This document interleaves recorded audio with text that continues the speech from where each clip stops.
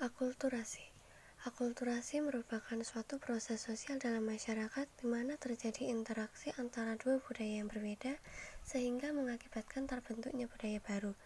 Namun, unsur dan sifat budaya yang asli masih tetap ada. Pengertian akulturasi menurut para ahli. Yang pertama, menurut John W. Barry. Beliau berpendapat akulturasi adalah suatu proses perubahan budaya dan psikologis yang terjadi sebagai akibat terjadinya kontak antara dua kelompok atau lebih dan anggota masing-masing kelompok. Yang kedua, Muhammad Hashim. Muhammad Hashim mengartikan akulturasi sebagai perpaduan dua budaya yang berbeda dalam kehidupan yang harmonis dan damai. Yang ketiga, Kuncoro Ningrat.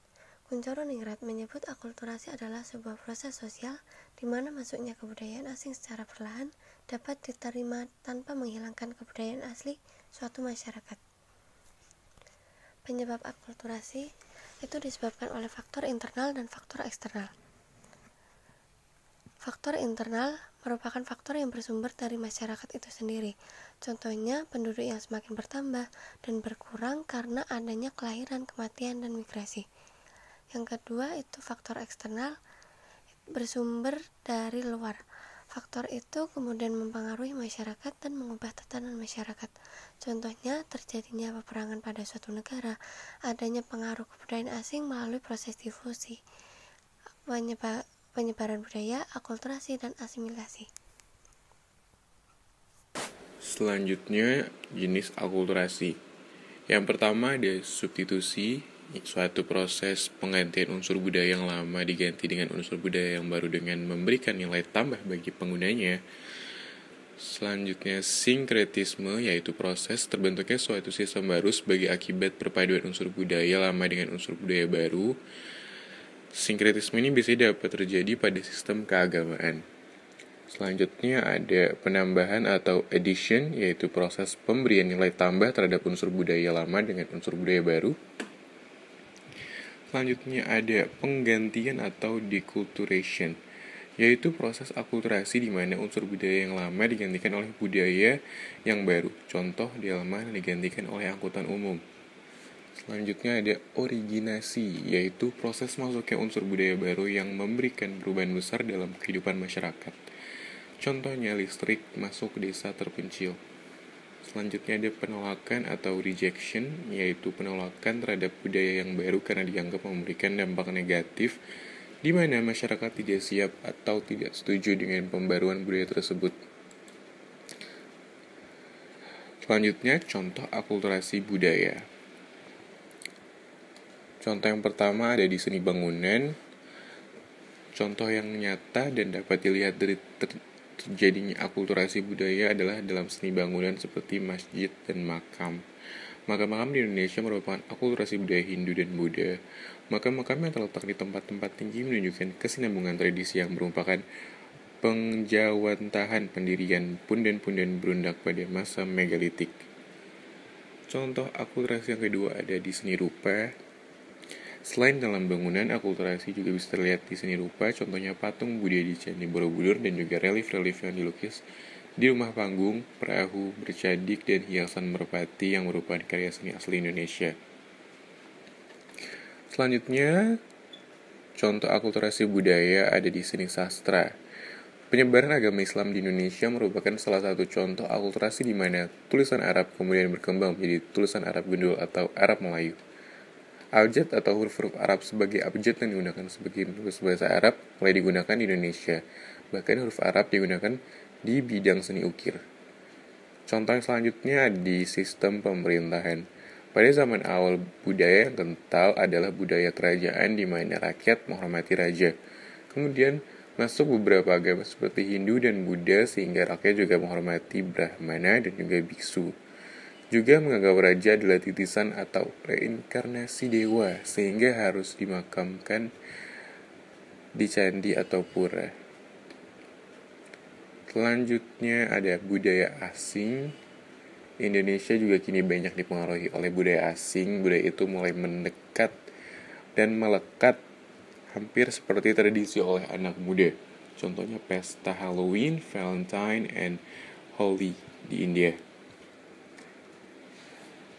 Dampak-dampak akulturasi. Yang pertama, terjadinya perubahan cara pandang individu mengenai kehidupan masyarakat, terjadi perubahan dalam hubungan sosial di masyarakat, wawasan dan pengetahuan masyarakat semakin terbuka luas, dan terjadi perubahan mentalitas, rasa malu, dan keahlian masyarakat. Asimilasi adalah proses sosial yang terjadi di berbagai golongan manusia dengan latar belakang kebudayaan yang berbeda setelah mereka bergaul secara intensif. Asimilasi sendiri dikenal sebagai perpaduan beberapa budaya untuk menghasilkan kebudayaan yang baru. Asimilasi dapat didefinisikan sebagai perubahan pola kebudayaan dengan tujuan untuk menyesuaikan diri dengan kebudayaan mayoritas. Berdasarkan pengertian tersebut, maka bisa dikatakan bahwasanya proses asimilasi ini sendiri bisa terjadi jika suatu budaya memiliki sifat yang lebih dominan, maka budaya tersebut akan mengambil alih budaya lainnya. Di samping itu, asimilasi juga dapat disebut sebagai perpaduan beberapa budaya untuk menciptakan budaya baru sebab proses sosial itu sendiri memang berfokus untuk mencapai kesatuan dengan menghilangkan perbedaan di antara kebudayaan-kebudayaan tersebut. Proses asimilasi. Proses terjadinya asimilasi dapat disebabkan karena beberapa hal. Yang pertama, adanya perkumpulan masyarakat dengan latar belakang budaya yang berbeda. Yang kedua, interaksi sosial antar individu dan individu lainnya. Yang ketiga, masyarakat yang membaur dengan kebudayaan yang baru. Adanya perkumpulan masyarakat dengan latar belakang budaya yang berbeda, hal seperti ini sering sekali terjadi di lingkungan terdekat kita, baik itu lingkungan sekolah, rumah, dan lain-lain. Maka dari itu, ketika melakukan interaksi sosial, tidak bisa dilepaskan dari karakter budaya yang sudah ditanamkan sejak dulu. Contohnya, dapat kita lihat pada seorang yang memiliki logat daerah tertentu. Faktor pendorong asimilasi. 1. Terbiasa membuka diri terhadap budaya baru. Keterbukaan pada budaya baru dapat terjadi dari informasi atau ketika mempraktikkannya. Dengan keterbukaan pada budaya baru ini, maka kita akan menerima dengan mudah masuknya budaya baru ke dalam diri kita. 2. Perkawinan antar kelompok budaya yang berbeda. Ketika melakukan perkawinan dengan kelompok budaya yang berbeda, maka akan ada setiap individu akan merasakan pembauran budaya yang satu dengan budaya lainnya, sehingga dapat timbul budaya baru. 3. Menghormati dan menghargai orang asing beserta budaya yang dibawanya. Sudah seharusnya sebagai individu yang baik, kita harus saling menghargai dan menghormati orang asing yang membawa budayanya. Kondisi ini menumbuhkan sikap terbuka untuk membentuk budaya baru. 4. Memiliki kesempatan yang sama di dalam aspek ekonomi. Setiap individu memiliki kesempatan yang sama dalam kegiatan ekonomi sehingga ekonomi bisa terjaga. Dengan kalangan yang mempunyai latar berbeda, yang mempunyai peluang yang sama untuk mencari nafkah dan sukses berbisnis. Kondisi ini memudahkan berlangsungnya pembauran. Faktor penghambat asimilasi. 1. Takut menghadapi budaya baru.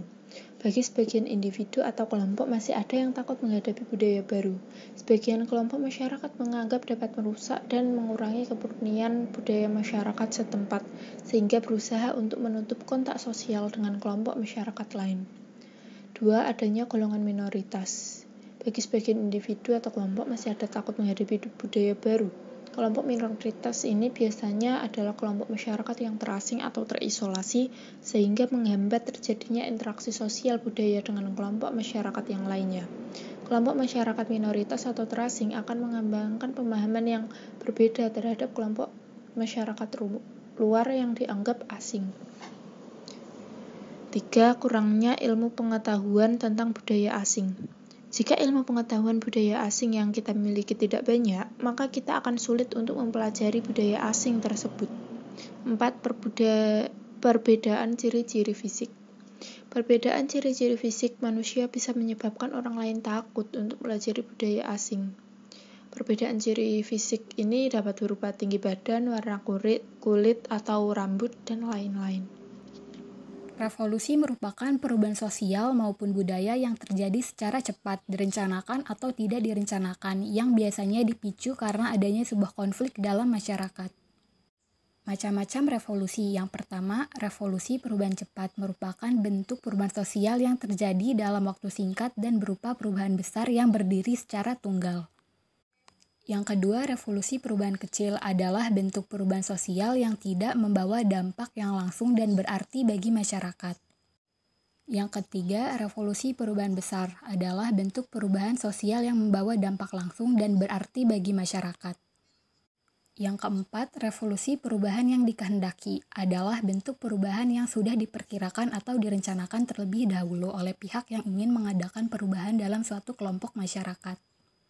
Yang kelima, revolusi perubahan yang tidak dikehendaki adalah bentuk perubahan sosial yang terjadi di luar jangkauan pengawasan dan keinginan masyarakat.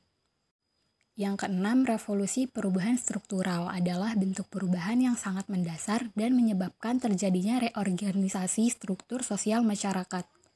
Yang ketujuh, revolusi perubahan proses adalah bentuk perubahan yang sifatnya tidak mendasar karena hanya berupa penyempurnaan dari perubahan yang sebelumnya telah terjadi.